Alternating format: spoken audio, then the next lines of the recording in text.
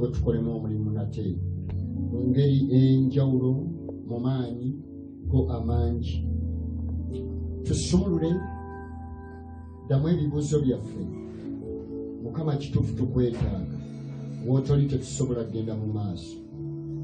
Here we are waiting on you, King Jesus, waiting on you, Holy Spirit.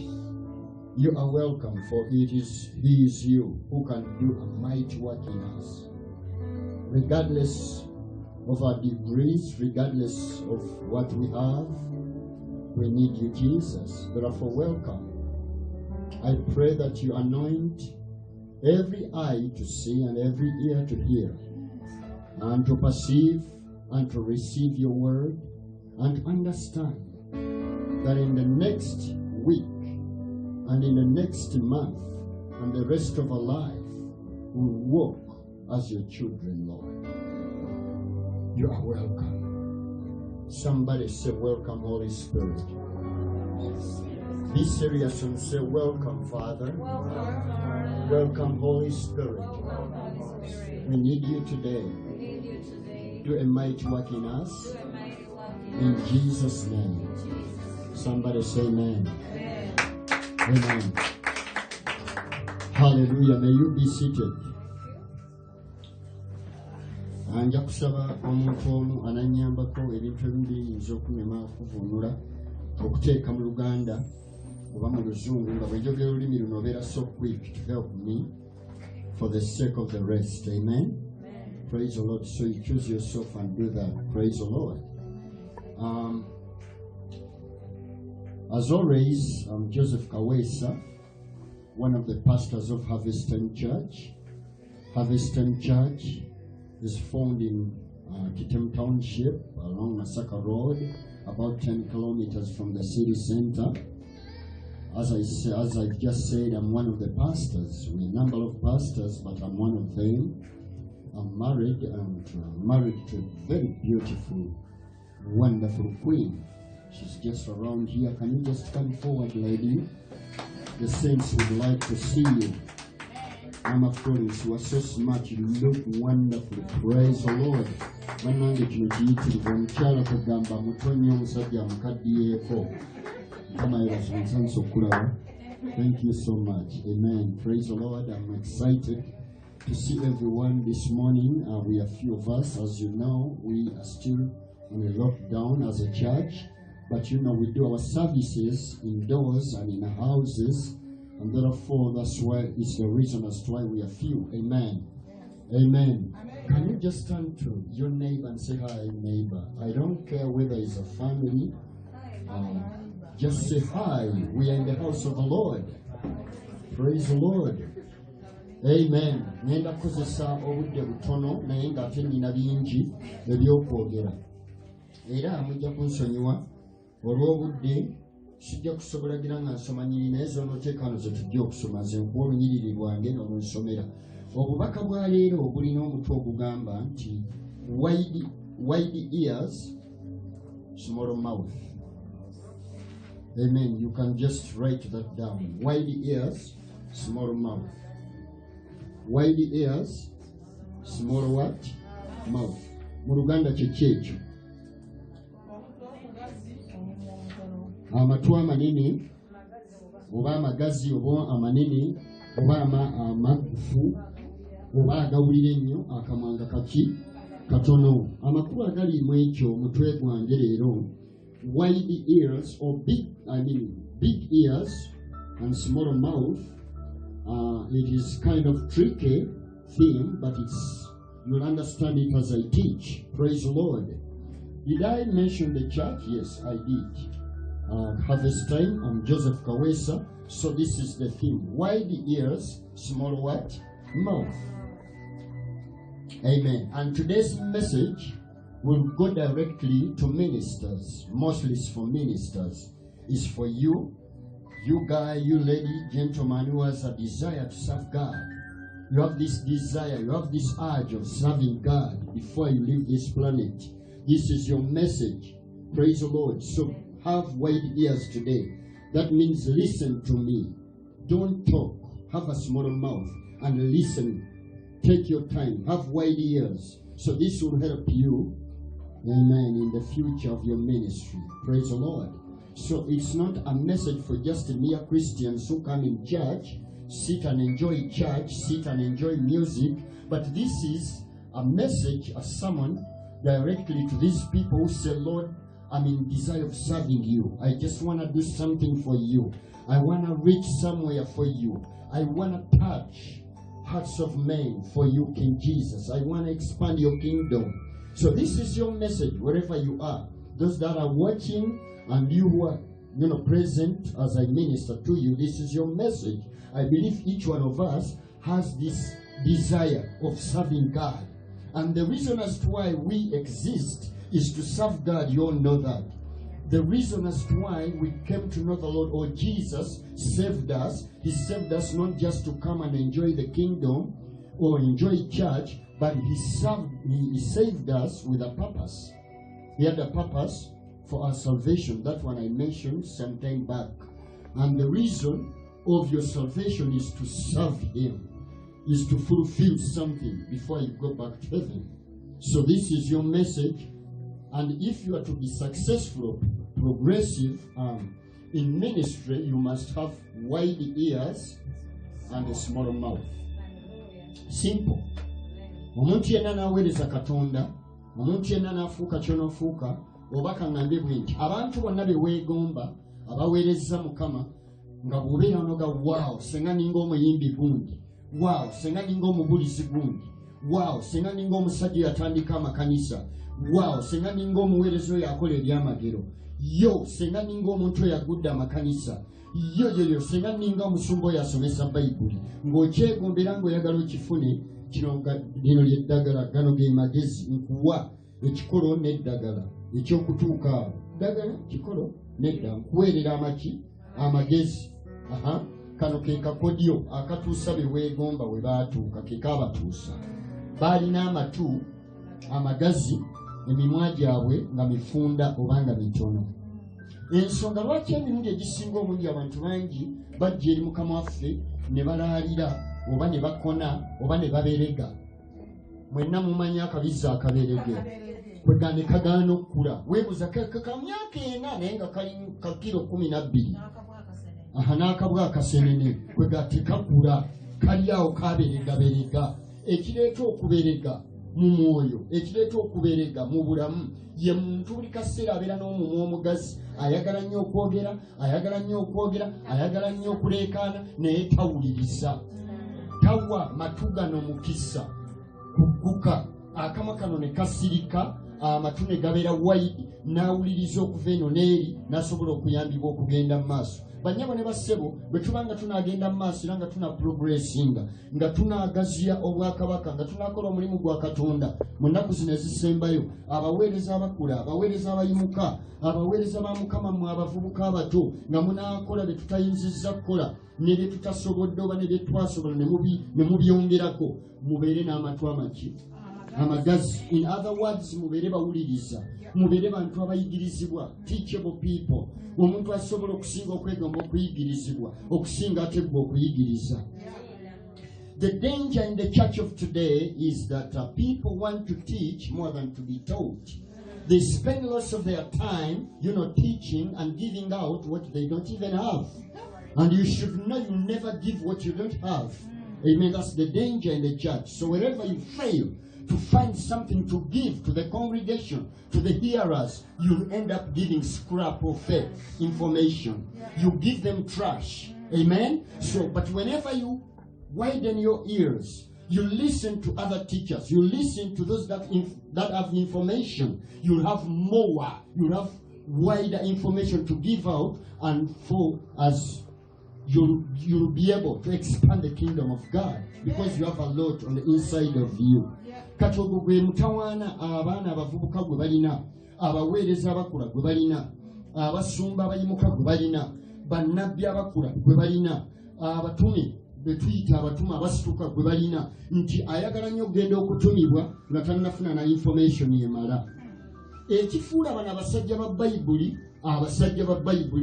era ffe be twenyumiza ntuga nti abasajja aba Bayibuli, ab'amanyi abali mu Bayibuli, emyaka n'emyaka nga bazze basomesebwako bayigirizibwako bafuuse ekyokulabirako nti bwe baali nga batandika obuweereza bwabwe bwe baali nga batandika baalina amatu amagazi by the way tebakikomya omuntu anabeera successful takoowa kugula matu much as he has something to give he needs more to offer. Yes. Amen. So tosobola kubeera on tune tosobola kubeera oli on track nga olina bikadde. That's why you keep your ears open in order to have new stuff to give out. Somebody say hallelujah. So lunaku lwaleero omwoyo omutukuvu yatadde ku mutima gwange abasajja abamu mu byawandiikibwa njagala mumpulirize bulungi eddakiika ze ngenda okwogerera oba oliawo n'oyambibwa. Katonda yakulabamu obusobozi. Katonda akwesiga mukazi gwe musajja gwe gy'ogenda mukolera omulimu munene gw'otonnaba na kuloota gw'otonnaba na kulowoozaako naye problem ogimanyi Katonda agulaba mu ggwe gwe togulaba simply because you don't have ears to hear. You don't have ears to hear from heaven, to hear from what the Father has for you. You don't know how wide the package is. Wa packaging bwadde okubaako kyokolaki kyotuukiriza mu nsi y'abalamu naye mukwano gwange olw'okuba tolina matu tolina budde in fact ojja kutuuka okumaliriza bw'otobeere careful nga toyinziza kuderivalinga kyolina kuderivalinga kubanga tewateekayo matu kuyingiza munda mu ggwe mutima gwo okufuna ekinene ky'onoowaayo. Kituufu era kirungi omuntu yenna okuwa era ne Bible gets more blessed to give than to receive. This time mu information mu message ey'obwakabaka kiri vice versa. Kirungi nnyo okufuna okusinga okugaba. Kankiddemu kikulu nnyo gw'okufuna okuva eri Katonda okusinga okugaba. Kirungi nnyo okugaba oba ssente oba ebibanja yogera kyonna. Kirungi nnyo okugaba okusinga gwe okuweebwa oba okutoola. Naye bwe tudde eno bwe tuba tunaagazibwa mu buweereza mu bwakabaka kirungi nnyo gamba nti kirungi nnyo okufuna okuva eri Katonda okusinga okuwaayo. Amen. In fact ojja kuwaayo kinene nnyo oluvannyuma lw'okufuna ekinene nnyo. Wandibadde wagambako nti amiina.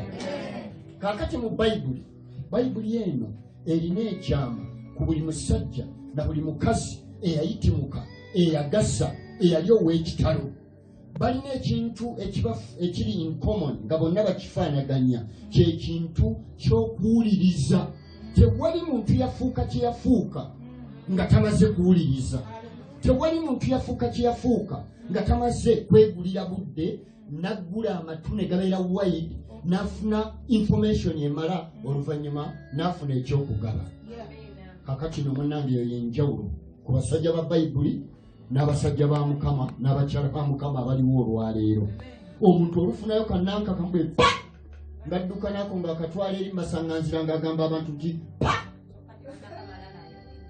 okitegeera bw'obeerawo ekimyaso ne kijja bwe mya oba mu kirooto kyo ng'ofuluma ku street nga naawe otandika okukola obukodyo mya kubanga eyo information giwafuna. Waliwo omusajja wa Katonda mu byawandiikibwa wano gwe njagadde okutandika naye ayitibwa Musa. Musa bwe tumusomako mu ssuula eno ey'okusatu kuva. Musa atandika obuweereza bwe byonna eby'emabega sijja biddamu kuba sirina budde.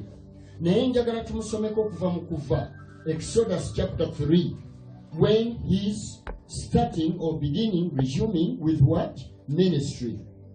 Praise the Lord. This was time when Moses was resuming, was starting. Ng'agenda okutandika okubaluka okukola eby'ekitalo. Teyatandika butandisi n'adduka, teyatandika butandisi n'ayitimuka, teyalaba byamagero nga bitulikanga embere nga museppiki ng'olwala bwe tubyagala nga gwe bw'obyagala kubanga oluba okugira bw'oti ng'otandikirawo okunoonya abalema gye bali. Oluba okwenyenyamula bw'oti ng'otandikirawo okwagala okulaba ebyamagero. Katonda bw'awonya korona, Katonda bw'awonya era twabadde mu crusade eyo ne tulaba abakansa nga bawona. Oyagala nnyo okulaba abakansa nga bawona naye waliwo wano akakodya eddaala ly'obuuka. Musa olunaku lwasinkana ne Mukama alina byali ayagala okuwulira naye nno nga tannaba biwulira yasooka kulaba bimyanso. Amen. Mukama yebazibwe. This is Exodus chapter 3. Let's read it from verse 1. The Bible says, Now Moses kept the flock of Jethro, his father-in-law, the priest of Midian. And he led the flock to the backside of the desert, and came to the mountain of God, even to Horeb. Verse 2. And the angel of the Lord appeared unto him in a flame of fire out of the midst of a bush. And he looked, and behold, the bush burned with fire, and the bush was not consumed. Verse 3. And Moses said, Moses said, I'll now turn aside. Somebody say, turn aside. And see this great sight. Say this great sight. Why the bush is not burnt. Verse 4. And when the Lord saw that he turned aside to see, God called him out of the midst of the bush and said, Moses, Moses. And he said, Here I am. Wano tulaba Musa ali mu ttale, mbagambye sirina budde bwakudda mu byonna bye yayitamu emabega beera musomi wa Bayibuli, naawe ali eyo nkimanyi nti wali osomyewo emirundi mingi, kati nze my focus is here. Mukama yeebazibwe. Bayibuli egamba nti bw'aba ali eyo ku lusozi alunda endiga mu ttale, nti agenda okulaba strange something, alabayo ekintu ekitali kya bulijjo. Ku luno lwokka ng'alaba ekisaka kitintumuka omuliro, naye nga si gwe muliro gw'oluyiiro gwa bulijjo, naye kennyini gwatera okukuma ebisaka ne bikola ki? Ne byaka. Nga flames zino teziri nga za bulijjo, si za kabiriiti, si za muliro gwa ku nsi, si yakabwesiti, naye ate talaba mukka, talaba bisiriira. It was very strange. Bayibuli egambye etya mu lwakubiri nti n'agamba nti obumanyi nti omugezi asooka ne yeetooloola. Gamba nti okwetooloola. Haleluya. Enjawulo ya Musa n'ekkanisa ya leero eri mu kwetooloola. Ekkanisa ya leero terina budde bwetooloola. Ekkanisa ey'omulembe guli ogw'endagaano enkadde n'endagaano empya of course mu ntandikwa y'abatume ekulaga nti waliwo omwoyo ogw'okwetooloola. Okwetooloola mwe muli kye nnayogedde okuggula amatu. Yeebuuza munda mu ye, kino kiki ekitalabikangako? What strange thing is this? Lwaki ekisaka kino okwaka naye nga tekikola ki? Tekisiriira. Ebyo byonna bijja munda mu ye naye tannafuna ansa, talina kyakuddamu. Kati ekyokuddamu kiri mu kwetooloola, kiri mu kutwala kiseera, kiri mu kuggula matu. Yes, kyase. Yes, kirina omuliro si gwa bulijjo. Yes, tewalina mukka. Yes, tekisiriira. Bannange byewuunyisa, naye njagala nfuneyokko message, njagala nfuneyokko obubaka, njagala ntegere ekisinga mu kwaka obwasi. Omulembe guno erimu abavubuka abaana b'obuwala n'ab'obulenzi, abaweereza ba Mukama yenna gy'oli eyo gy'ondabira. Oyinza okuba oli mu buweereza obwo, oyinza okuba okoze omulimu ogwo weebale, oyinza okuba olina ne gw'otegeka okukola, naye ng'ekizibu ky'olina kiri kimu nti bwe wagenda n'olaba ekisaka ekyaka, engeri yonna gye wasinkana Mukama, tewatwala budde kwetooloola, tewalwawokko okusobola kufuna na kuwulira, wabula wadduka emisinde n'otwala obubaka nti ndabye ekisaka ekyetooloola, ekyaka, naye nga tekikola ki? Nga tekisiriira. Gw'okimanyi nti abantu balina info oba message ezidifaalinga. Let's take this example. Senga Musa olunaku lwe yalaba ekisaka ekyaka, waliwo n'abalaala abalala nga bana nga bonna balaba ekisaka kye kimu. Buli muntu ayinza okuba yandidduse n'obubaka bwa njawulo naye nga kye balabye kyekimu. Wayinza okuba waliwo kyali omu eyandidduse nga gamba nti kambabulire kiri ekintu kituntumuka. Haleluya. Ekintu kyaka bwe kiti nekigira nekikka bwe kiti naye temuli mukkate tekisiriira. Eyo nayo message. Waliwo omuntu omulala eyandigenze n'obubaka obulala ye nga bw'alabye, kubanga tulaba mu lunyiriri lubadde lwakumeka lwakuna. Bayibuli egambidde nti mu kisaka ne mufuluma eddoboozi nga liyita nti ani? Musa Musa emirundi. Kati waliwo omuntu omulala yandigenze ng'agamba ekyalo kyonna essaza lyonna oba yandikutte wa simanyi naye nga ye information gyatutte mazima kibadde kyaka nga kyakira nga kigira bwekiti nga temulina bbugumu naye nga kikumulisa n'amaaso ne gafa era mbadde nkyali awo nze bwe mulaba nduddewo nina kyendabye kyotyo kiriwa muvuddemu eddoboozi ne liga Musa Musa Musa eyo naye yandibadde message era yandibadde ne congregation yandibadde n'abawanika emikono yandibadde n'abawanika obutebe yandibadde ne baclient amiina tugenda kwaka era olwalira taayake era waliwo omuliro tegugenda kusaanyaawo nga guli bwe gutaasaanyaawo naawe tekukusaanyaawo naye mundamu gwe waliwo ekyetooloola ekigenda okulabika nze bwe mulaba nakiraba n'amaaso osobola okugakanula n'eddoboozi osobola oddifuula osobola oyinza n'okunyeenya omutwe n'enviiri ne zeenyeenya ne gaalubindi ne zaagala okugwa n'abantu bonna ne baleekanira waggulu nti ddala wamma waliwo ekyaka mu ffe era tekigenda tusaanyaawo eyo nayo message naye eyinza obutalokola eyinza obutakyusa eyinza obutawabulamu bannyabo ne bassebo bwe tubanga tunaabeera ne effective ministry bwe tuba tunaabeera n'obubaka obuli effective obunaagasa obunaawalula ensi yaffe eggwanga lyaffe ensi eno n'emitawaana egirimu ne gikka ku ttaka setaani n'avunnama tuteekeddwa okwekoololya n'okutwala akadde n'okugula amatu gaffe okumanyira ddala makulu kyagali mu kisaka ekyaka naye ne kitasiriira gambako nti amen. So I just want to bless God for Moses. He takes time. He widens his ears. He's calm. He's down. Ebiseera ebisinga omulembe gwaffe muntunuulire mwenna mulowooza nti abantu abali calm tebalina mafuta, abantu abali calm tebaayitibwa Katonda, abantu abatoogera nnyo oboolyawo Katonda tabamanyi. Naye kambabuulire bw'obanga onoowangala mu buweereza ekyama kiri mu kutwala budde n'osiriikirira, you become humble enough. Amen. Sit, be humble, be still, open up your ears, and you receive what we call full package. Somebody glorify God. Oyagala okuwangala buweereza ekyokuddamu kiri nti ye. Oyagala okulaba ebibala obibale n'okubeerawo bibeerewo ekyokuddamu kiri nti ye. Beera omuntu atwala obudde namba 2 ng'amatugo maggule ofune full package okuva eri Katonda. Mukama yeebazibwe. Tekina kye kingasa olwaliro okududuma ng'ekisaka bwe kyadudumye naye ng'enkya ngenda kuggwerera. N'enkya simanyi kyakukola bwe ntuuka mu maaso ga Falaawo.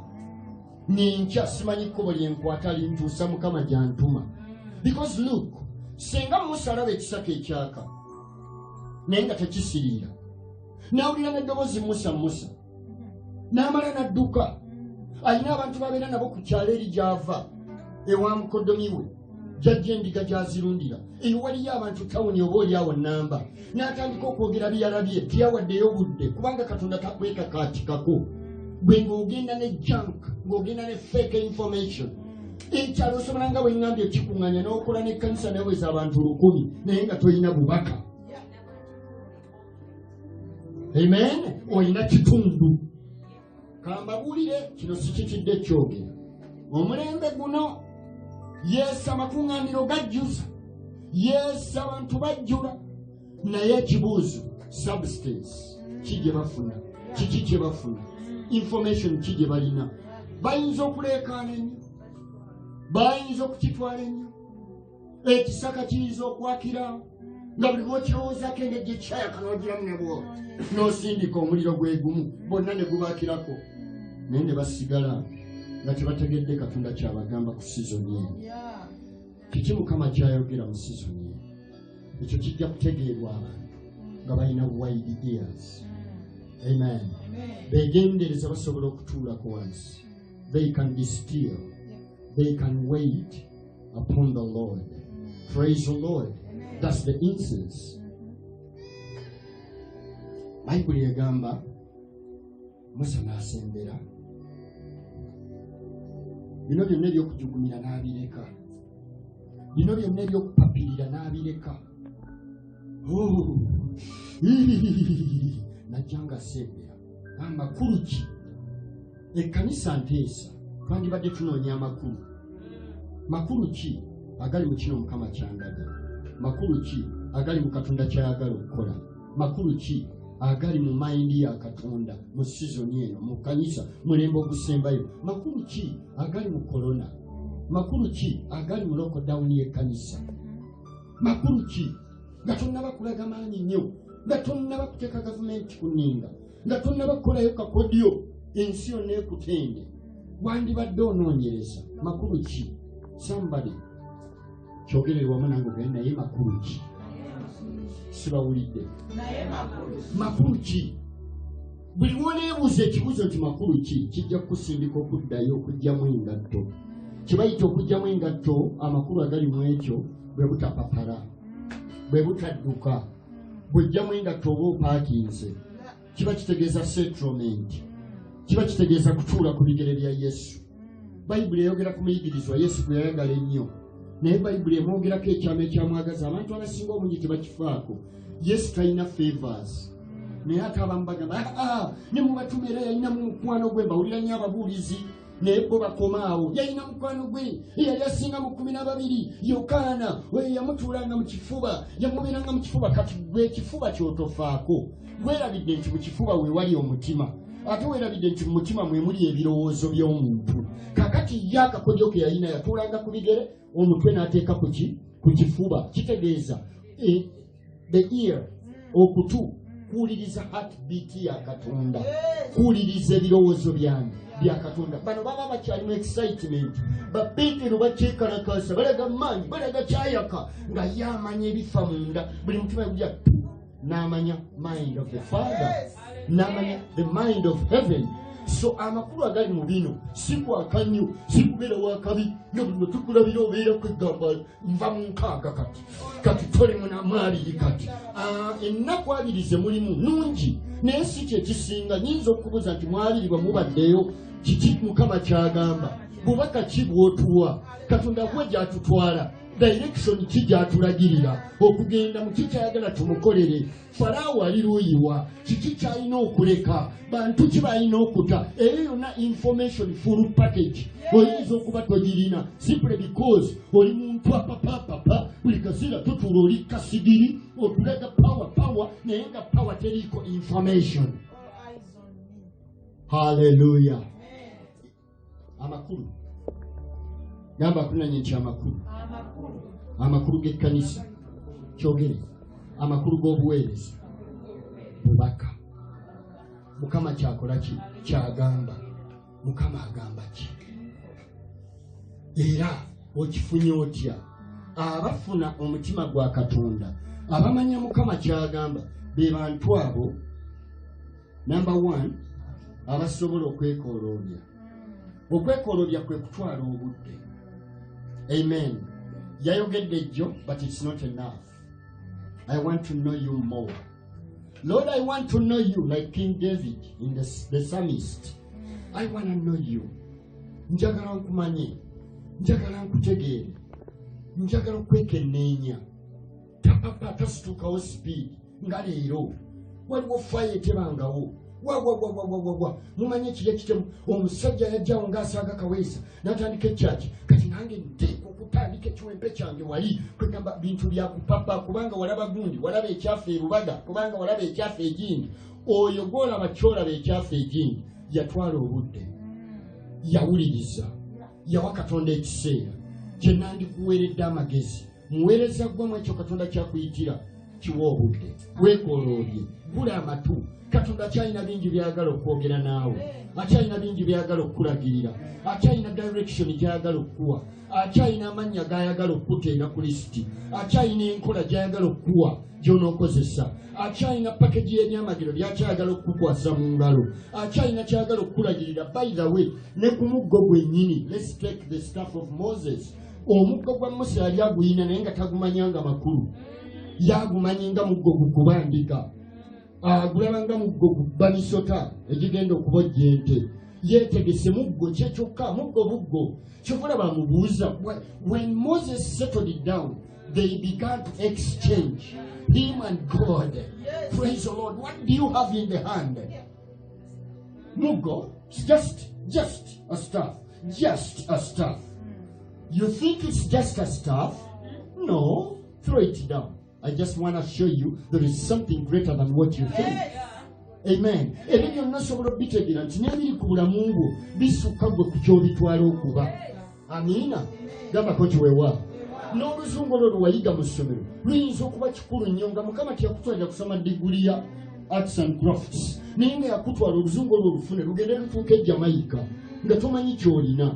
Oyinza okulaba ng'olina akamotoka ako naye nga gwolooza nti kakulagamu wano mu kibuga ng'otambula bonna eyes on me. Naye nga emmotoka eyo egenda kuleeta ekitiibwa kye ng'olina okumanya more than what you think. Somebody say amen. Bannyabo ne bassebe ebyo byonna tubitegeera mu kuwa Katonda obudde. Okuwa Katonda ebiseera. Bw'omuwa ebiseera kiba kitegeeza amatuugo gali wide open. Praise God. Hallelujah. Ekyo yeyo yenjiri obwo bwe bubaka. Nze sikyali muntu atwalirizibwa bwe ntuuka ewantu nga wajjudde abantu abanyenyanga endagala ezikubiddwa kibuyaga enkuba eyakamala oba egenda kutonnya kwegambye ekkanisa yonna bakanula maaso bwe ntunula ndaba buto. Because okanga amaaso tekunyongerako. Amiina. Okubeera ng'otambula osontera ebigambo ekyo tekinkyusa. Ekinkyusa ye message Mukama gyampa okuyita mu ggwe. Gambako nti ema. Kyogero genti amaani. Hallelujah. Bameka bagamba ni Mukama muyitirivu. Kyogere n'amaanyi oga nti oli muyitirivu. Amen. Musa nakkakkana. Musa ng'alabye ebyamagero. Abaagasiba ebyamagero nange mbyagala nnyo. Naye ebyamagero tebimala. Ebikule n'ebyamaanyi n'ebyekitalo tebikola ki? Tebimala. Ekkanisa abeera enoonya byamagero. Naye ebyamagero tebimala kutuusa ku Katonda kyagala okole. Kambabulire na kino. Ne bw'olaba ntwale ki? Ng'omuntu abadde talina n'abaana ngazzeemu ne bamukebera ng'amulina. Ekyo tekikuwa kusitula kitogi. You still need more. There is something more important than what you have just seen. Maybe that one was just an awakening to you or for you to know that God has something more coming to allow you into what He wants you to do. Amen? Kaka, don't be. Hey, saka kyase. Woo! Nasoka mganji gwani. Musa, nze Katonda w'abajjajjaabo. Bw'ejjajjisoma essula yonna ne batandika okunyumya. Katonda aleeta ne Musa aleeta. Katonda aleeta ne Musa aleeta. Kati mumpulirize. Mulowooza mutya Misiri yokka ye yali region oba lye lyali eggwanga eryaliwo mu mulembe ogwo? Wali amawanga nga Musa papa n'atamala kutuula n'atamala kugula matu yandirema okugenda e Misiri n'akwata erigenda yogerayo ewalala e Babiloni. He misdirects. He's misdirected. Why? Because of impatience. Because of arrogance. Asobola okudduka n'atuuka mu bonna ate nga bajja muwuliriza naye nga talina bubaka bwabwe. Obubaka bw'akaweesa bugenda eri ani? Bwe ndaba Oluganda Ssemuwemba nga Mukama amuyitidde abalema tekitegeeza nange mpitidde balema. Bwe ndaba Owooluganda Kijolooto Mukama ng'amutumidde okugaba emmere mu lockdown, Katonda tampitidde gaba mmere mu lockdown. Bwe ndaba Owooluganda Kaweesa nga Mukama amuyise okulima ennimiro ate nze Mukama tampise kulima nnimiro. Bwe ndaba Omusumba gundi nga akoze eddwaliro oba essomero nsinina okukimanya nti Mukama tampitidde essomero. Waliwo okukopperera kubanga olabye gundi gy'agenze ekintu gye kyakidde. That is him. I need more from God. I need to know His direction. I need to know His mind and His heart for direction for my future. In Jesus' name. Hallelujah. Musa agamba nti wano tewaviika. Omugezi yogera kimu owulirize bina. Mukama ogamba ki? Ekisaka nkirabye. Naye nange ndaba mu magezi gange amatono nga Musa wajjiddemu engattaawo watudde nga wona watemagana nga musoke. Wakiraba wonna nga ebisubi ebibadde ebya green nga byafuuse edda gold.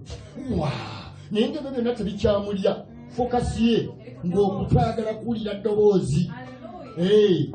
Malayika nga gyenagyebe bw'asabwa assa bitemagana naye nga Musa galeka bitebagane nze nteekwa okumanyira ddala kiki kyagamba wabere wakubira Mukama mu ngalo. Mukama yebaziwe. Awo nno Mukama watandikira okwogerera ne Musa n'amugamba mpulidde ennaku y'abantu bange ndabye amaziga gaabwe bakaabye mu mukono gw'omusajja ayitibwa ani Falaawo babonaabonedde Misiri ggwanga lyange nga n'okubavaako yabavaako dda ali ku ndiga ze yavaayo dda emyaka 40 Katonda amuzzaayo naga ogamba eri gye nadduka gye baali banzitire wa Falaawo otyo Mukama nawe obadde obirimu obadde bulijjo olaba ennaku gye bayitamu. Kaakati nno Musa nkutuma oddayo ogenda kubeera Katonda eryani eri Falaawo. Omuggo ogwo gw'okutte gulimu byonna, gulimu ebyamagero, buli lw'onoogugolola nga bw'oti n'ogugalula n'okola bw'oti ogwo omuggo egenda kubeera maanyigo. Kakati ye yandirowooza kyagenda na kisaka kyaka ate Mukama amulaga muggo. Gambako ky'amen. Bannyabo ne bassebo tunaakola tutya okuba abeegendereza mu mulembe guno ogujjudde bannabbi abalagula ng'ekitalo, mu mulembe guno ogujjudde okwepima amaanyi. Kawulisa bw'akola saaviisi eno gundi n'akola eri, Kawulisa bw'atandika gundi eno pulogulaamu ku TV gundi n'akola emumenyawo, gundi ono bw'agira nanka n'ono n'aleeta fashion. Tunaakola tutya okusigala nga tuli sensitive? Tunaakola tutya okuggula amatu gaffe eri ekituufu Katonda kyatusuubira okukola? That's the point. Mukama atuyambe, akuyambe mu level mw'oli. Oli muyimbi, waliyo abayimbi bangi bayimba ensi neyeewuunya, naye ate ggwe it's about me and Jesus. Praise the Lord. Mukama kiki oŋŋamba? You have not called me to be like Joan. I'm not Joan, I'm not him, but I'm me. Then omulindirire, God will give you a strategy, will give you a work plan, and it will be for you, not for them. Ntera okubagulira nkyawo ekintu kye bayita copyrights oba copying, okukopa. Amazina amayigirire gamenya ki? Omugongo. Nkyawo abantu abakopa. Kinnuma. Be yourself. Tewali muntu lwaki okopa gundi gwotofaanana. Katonda yakutonda uniquely. Weefaanana wekka kalinganze bundaba ndi kasajja kabiibibi. Lwaki nkopperera omulungi? Nanditandikidde mu mukopa figa ye naye yannemanze nakulanga lusolo lye. Kakati lwaki ate enkopa actions ze?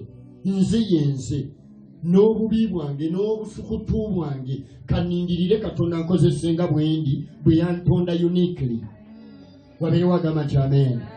Mukama yebaziwe. Nebaza Katonda olwa Musa kyakulabirako kirungi. Naye wano waliwo ennyiririza enjagala munnaffe atuteereko muzirabe.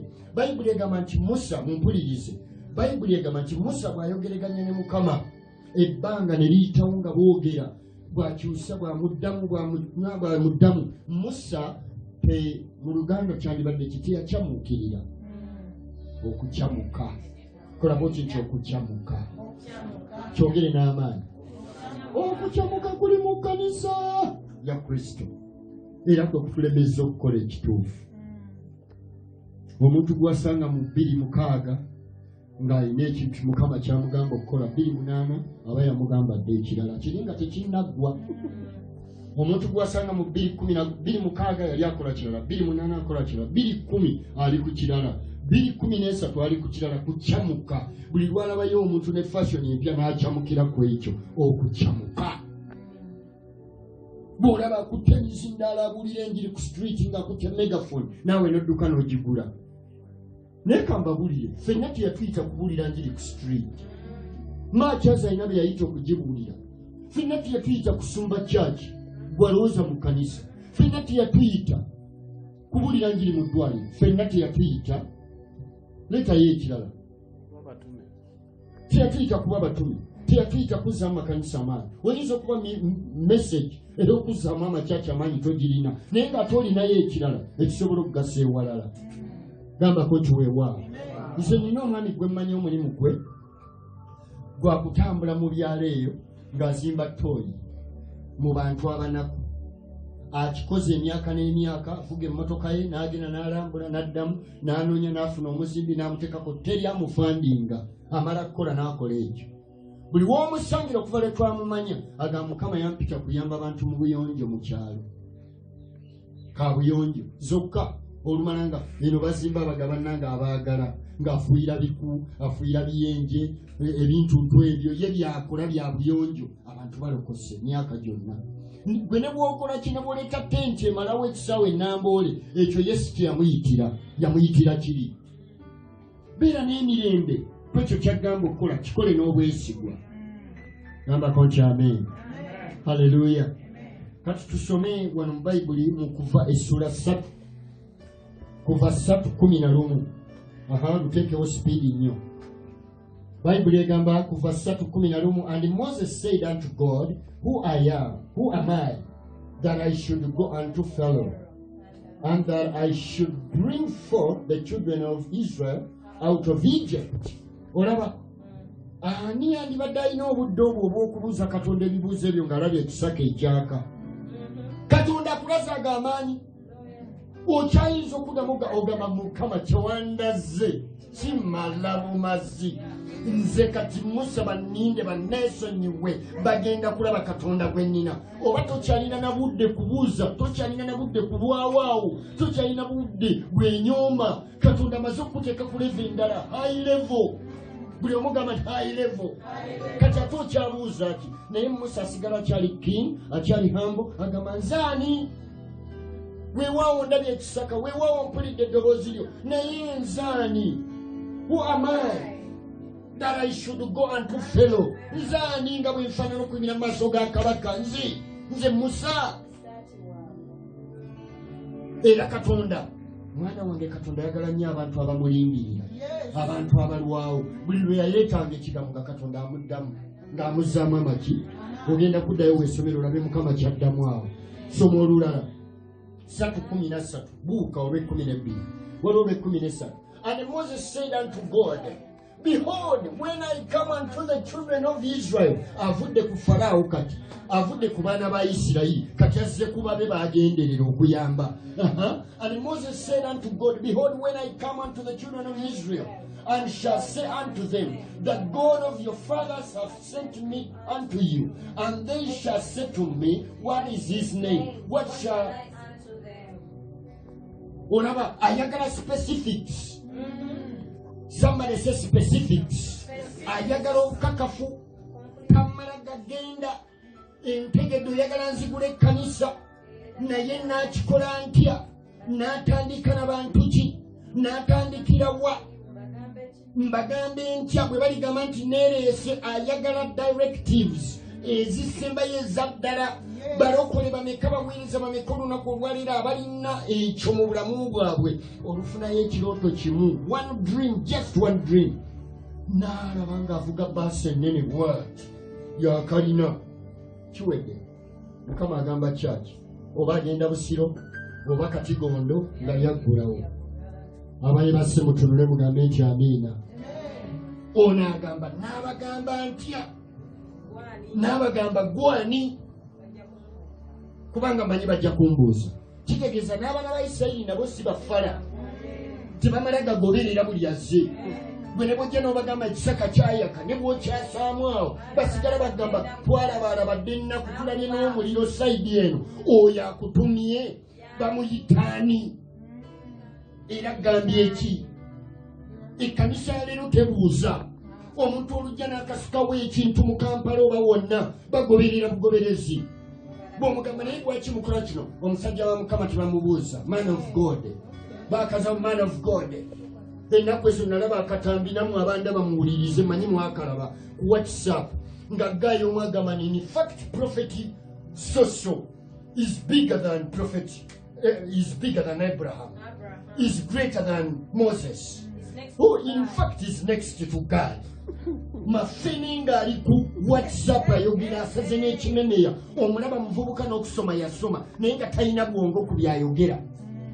Is above. Kubanga nabbi ajja ku kicuuki ate 10,000 zitudde n'aneenya omutwe tewali kwebuuza.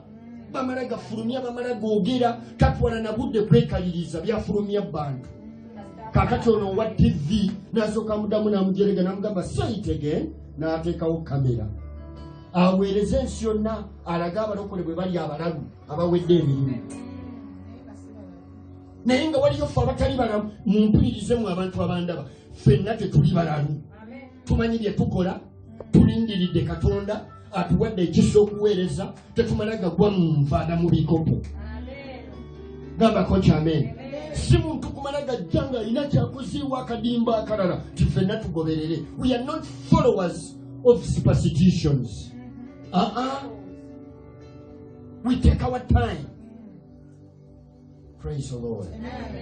Mbasalidde Katonda abawe ekisa bantu mu mulembe guno ogwakyama ng'okyayinza okutwala obudde togendera ku kirooto kimu togendera ku kiwalabye mulundi gumu twala obudde ne Mukama ojja kutomera ojja kugwa bikopo gambako nti amiina.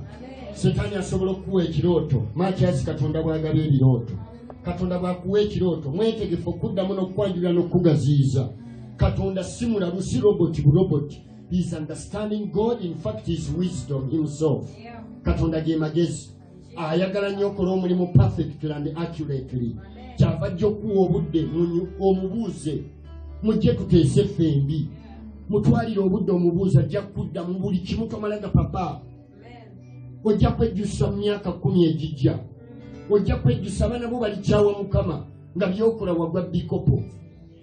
Waliwo awulira kye ŋŋamba ojja kutandika bbanja eyo Katonda nga sijja kuyitidde ojja kwegatta ne ttiimu eyo nga Katonda sijja kuyitira ojja kwegatta n'obuweereza obwo Katonda nga sijja kwagala. Si buli kirooto kyoloota kiri direct. Ebimu byetaagamu interpretation ng'olindiridde omwoyo omuki omutukuvu. Gambako nti weewaawo tusomere oluddako awo.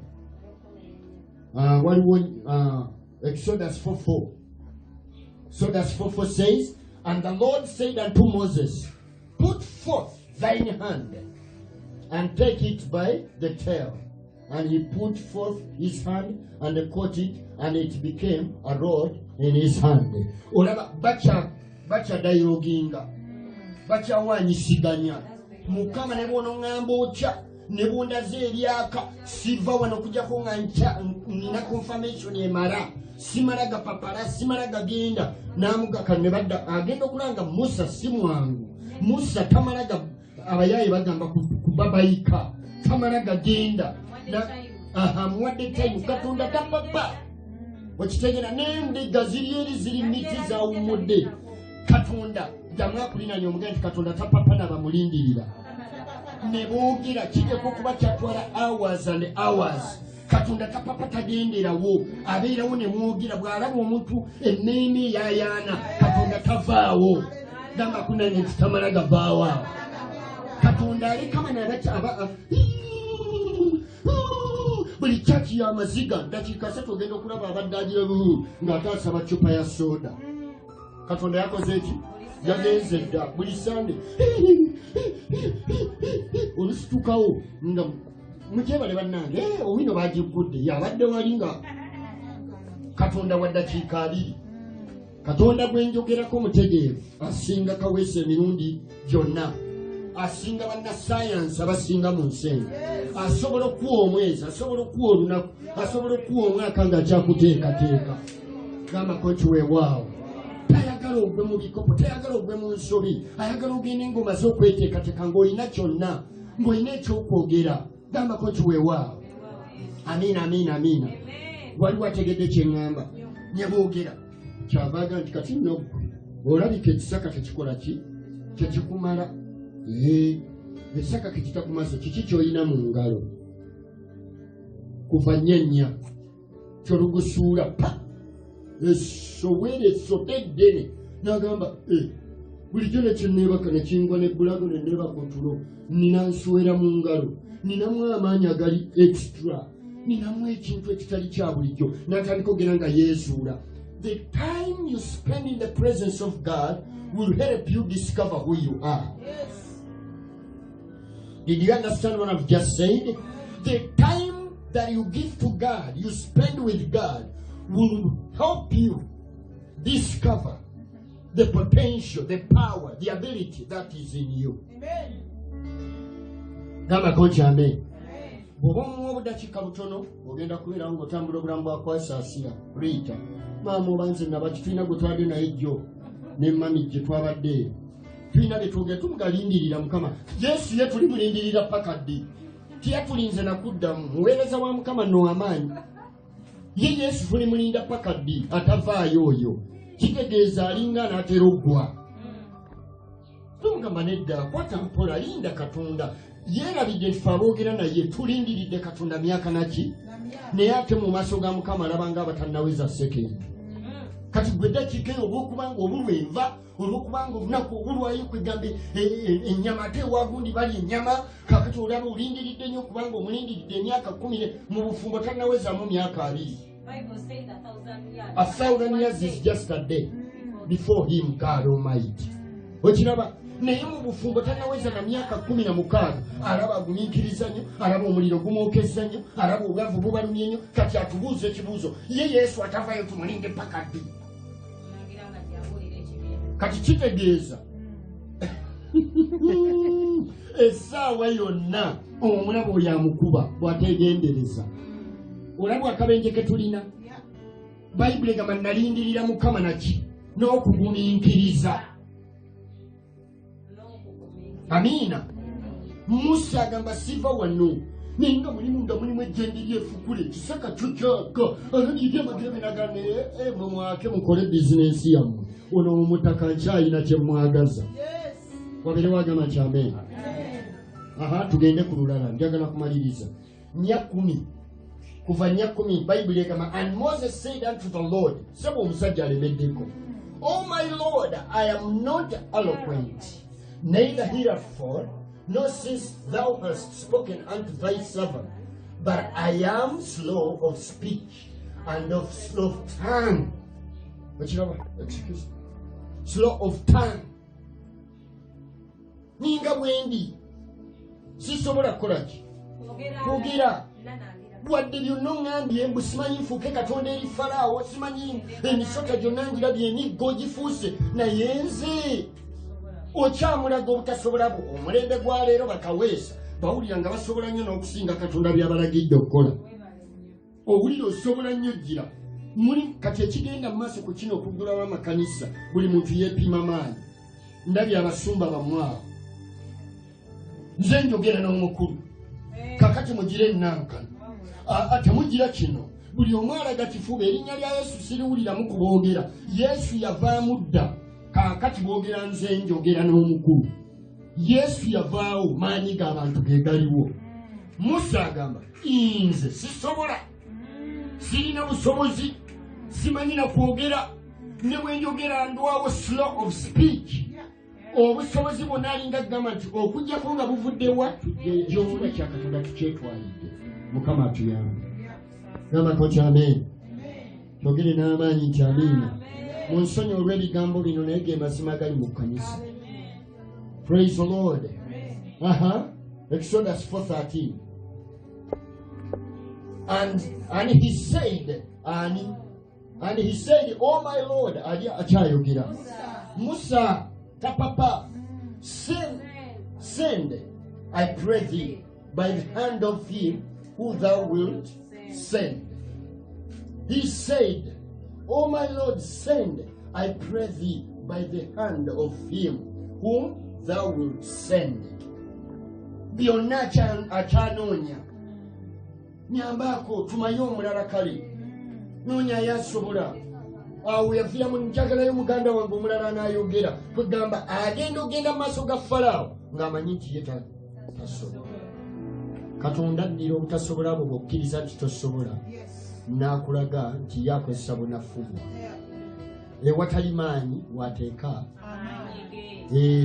ne bw'oba erinnya lyo teryalimanyi kasita okkiriza nti seetaaga abantu bammanyi Katonda he will make you known in the kingdom of God. Praise the Lord. All you need is to widen your ears. Widen your ears. Be ready to listen and be ready for every directive, for every guideline that he gives you. Praise the Lord. Ekyo kye twetaaga nga ki Lekanisa buli omu okuyitibwako. Njagala oddeyo eka oteeke amavivi ku ttako gali Mukama wampita Joan. Naye abayimbi bangi nze ompise kukola ntya. Waliyo abantu abagezi ennyo mu kukuba ebyuma. Waliwo abantu abagezi ennyo mu kusumba ekkanisa. Kaweesa ddayo ogambe Mukama nti abantu endiga entono ompadde kisa ki okusobola oziyingiza eggulu mu mulembe omutabufu. In these days that are full of confusion. Praise the Lord. Ninayo ekyawandiikibwa wano kiri mu Befeso essula 4:14. Ephesians 4:14. Bw'oba tasobodde kutuukawo sipiidi soma wano. That we henceforth be no more children. Amen.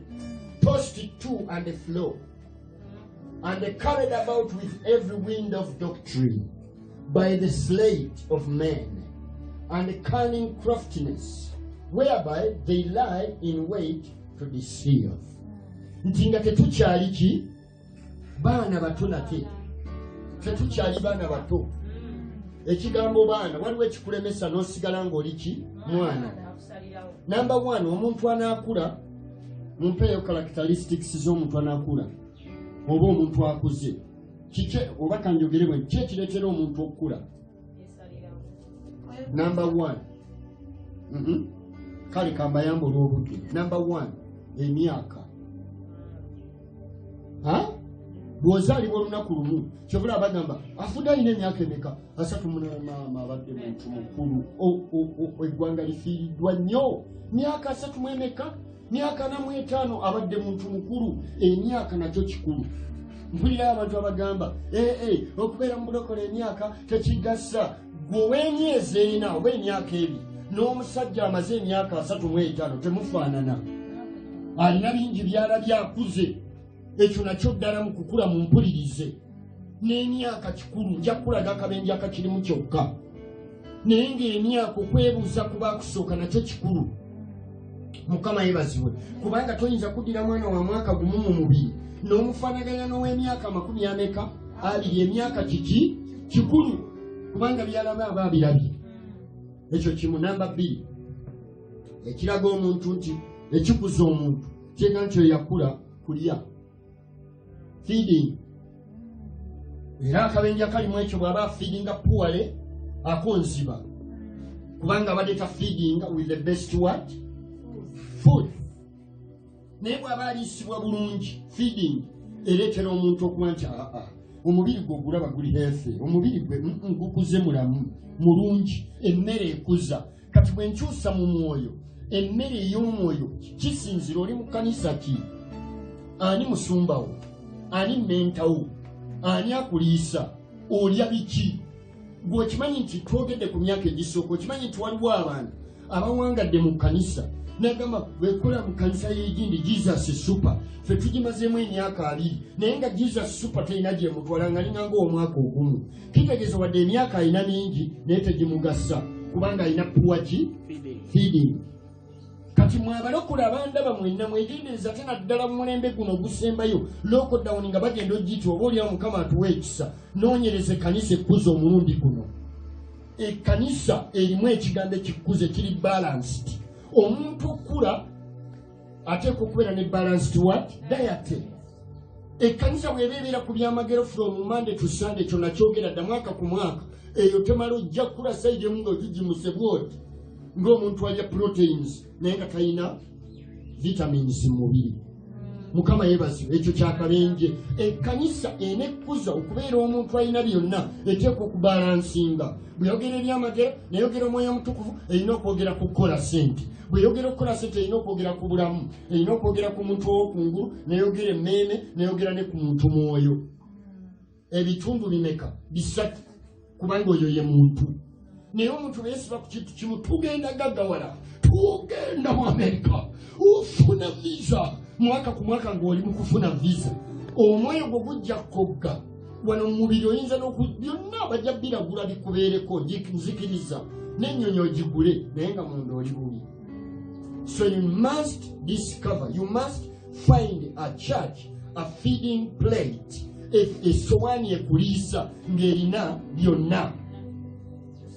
eriiso omuntu olusaniya nga luliko ennyama, olusaniya luliko muwogo, naye ate lwe lumuwadde luliko ebyo ebiwoomerera nga kuliko n'obutula. Gambako nti weewaawo ne kakaamula lyokeetaaga.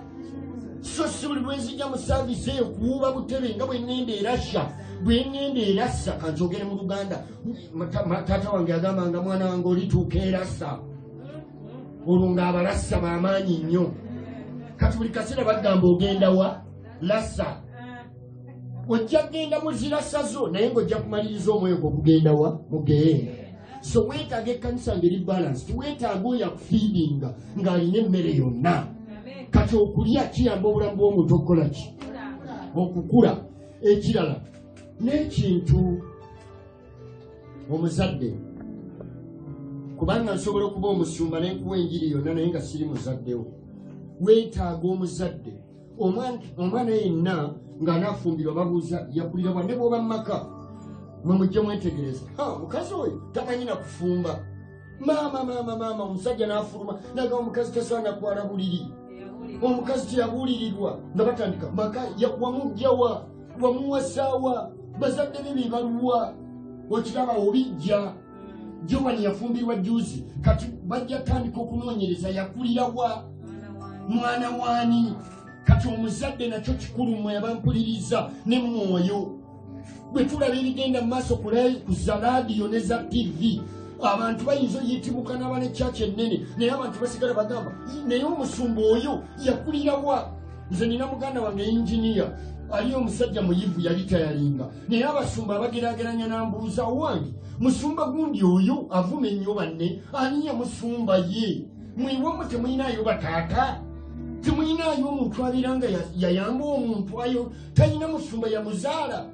Buli musumba mukubuuzaku kakati ate gwani yaliwo kozi gwani owamu ye Lwakatale Reverand oyo nali mumanyi Ponsi yano ne Mitala oyo mwagala Alex Mitala. Ndowooza n'abaana bano be yazaala ogenda obawulira boogeranga ye omwana afaanana muzadde we.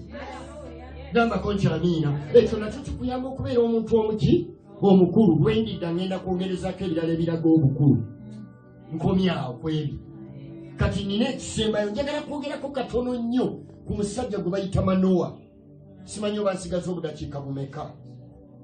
Mukama yeebazibwe. Omusajja bamuyita Manoa ali mu Kyabalamuzi essuula 13. Naye nno kamwogereko boogezi gwe wandiika. Manoa bulijjo aboogera ku Kyabalamuzi 13 boogerawo ku muntu omu gwe bayitaani Samusoni. Batono nnyo aboogera kw'ono omusajja Manoa. Abasinga boogera kwani?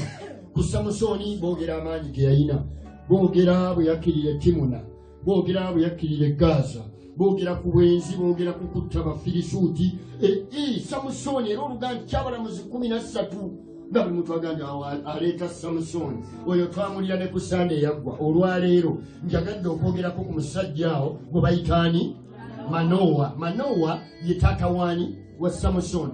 Bayibuli egamba nti nga Samusoni tannazaalibwa malayika wa Mukama n'ajjira maama waani wa Samusoni mukyala waani wa Manoa. Aba ali waali malayika n'ajja mu ngeri yemu nga bwe yajjira Musa mu kisaka. Abantu abanaayitimuka Katonda alina wasisinkana nabo fast. Ekyo nakyo kiwandiike. Tebitandika butandisi nga accident automatic tineesanze ndi muweereza. Buli muntu yenna ow'amaanyi alina kyakoze, alinayo history we, alina entandikwa. Gambako nti amen. Kakati wano Manoa Bayibuli egamba mukyala wadde ewaka amugamba nti mwami, kubanga Bayibuli egamba ali bagumba omukyala teyalina mwana nga tazaalanga. Adda ewaka agamba dadi sinkanya omusajja ali bwati ne bwati, naye simubuuziza waabwe, simubuuziza na linnya lye, naye aŋŋambye ngenda kuzaala ki? Omwana. Era omwana oyo mbu yagenda okutulokora mu mukono gw'abaki? Gw'Abafirisuuti. Naye nze muwulire kano, simubuuzizza yaani, simubuuzizza gy'ava. Manoa n'agamba oba tomubuuzizza ateekwa okudda.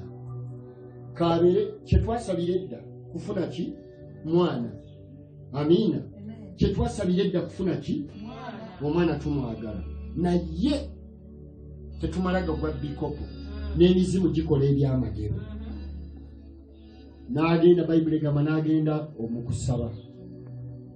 N'akabirira Mukama n'amugamba nti Mukama omusajja oyo yayogedde ne mukyala wange nsaba akole ki akomewo nate nange nga wendi abantu abanakola ebitegerekeka buweereza tebamala gakyamukirira na buli kyonna kyavudde mu ggulu na buli kikolesebwa era tuddayo nga ku Musa agambadde nange mulabeko era bwe yakisaba nti Mukama n'awulira essaala yani ya Manowa aba ali awo omukyala omusajja malayika n'akola ki n'akomawo yaddeera eryani eri mukyala ayogera naye mugamba mwami we yasabye naye nkomyewo ogwokubiri ogenda kuzaala omwana oli mutuuma erinnya lye Samusoni akamwano tekaliyita ku mutwe temunywanga nammwe mwennyini ekitamiiza naye takikombangako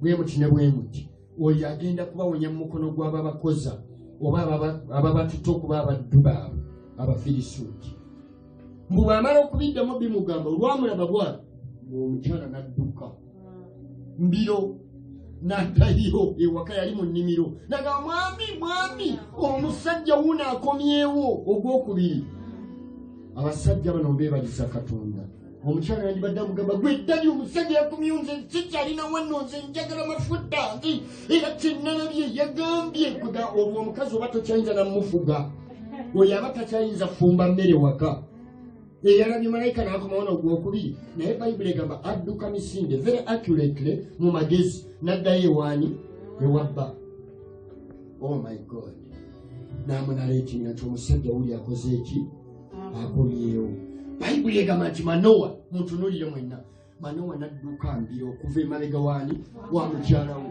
ng'ogenda okuddayo wali mu nnimiro ng'omusajja waali akutte mu kifuba bwati Katonda tapapa mukulu tunula oluganda yeebase Katonda takola ki tapapa gamba nti tapapa bw'obanga osaba mu maaso ga Mukama tosabanga gwokutte gwoteza ebitimba Mukama sikuta ogenda olabanga Mukama akudduka ebintu by'abalokole bya kiralulalu Katonda tebakimanyi nti ali sitede n'okutusinga bamusanga buli omugamba ninga waali nti gwe musajja yayogedde ne mukyala wange genda osomewo namugani yenze otyo kozi wamugambye otya ovaawa byonna ddamu amubuuza omusajja nenyonyolako egere Mukama yebasiba tamalaga papa Mukama atuyambe balokole obutamalaga papa tubuuse ne half baked information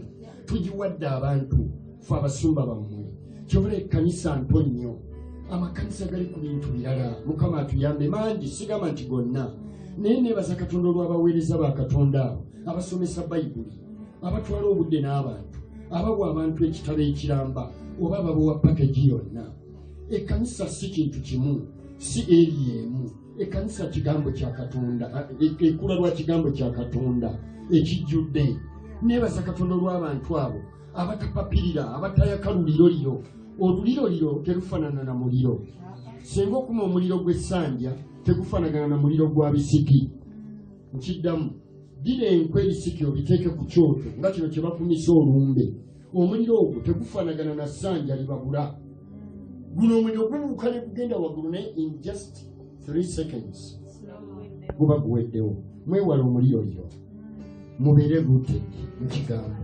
mubeere ne foundation mutuule mubuuze ebibuuzo mulokoleggwe buuza pasitawo lwaki akola kyakola lwaki agira ennankanya eyo gy'agira lwaki abanaazanga ebigere buli sande lwaki abasiganga amafuta mu nnankanya lwaki temwebuuza mwemuwoza man of God said I'm telling you what temugenda kutuuka mu magenda bwe munaatambula obulamu obwo mbasalidde Katonda abawa ekisa mbasalidde Katonda abasobozesa okutwala obudde ne Katonda kubanga alina kingi gye tuli Mukama abanjagalire njagala okusaba yessala wamu nammwe Mukama abawe omukisa yimirira ku magulu go amen